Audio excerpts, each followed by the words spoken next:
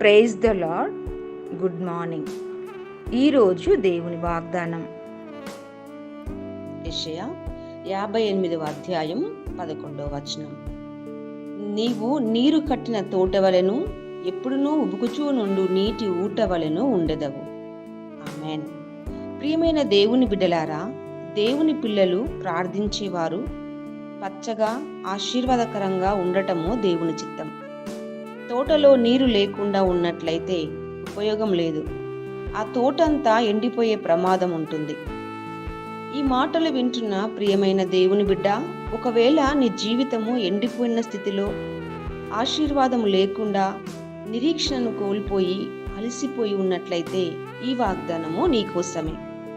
నీరు కట్టిన తోట వలె అంటే నీరు ఉన్నప్పుడు పచ్చగా ఫలాలతో ఉన్నట్టుగా నువ్వు ఉండబోతున్నావు. ఎల్లప్పుడూ ఉబుకుచూ నుండు నీటి ఊట వలెను ఉండెదవు. నీటి ఊటలాగా నీవు ఉండబోతూ ఉన్నావు.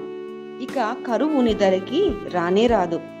జీవపు ఊటలాగా ప్రభువు నిన్ను చేయబోతూ ఉన్నారు. ప్రార్థన.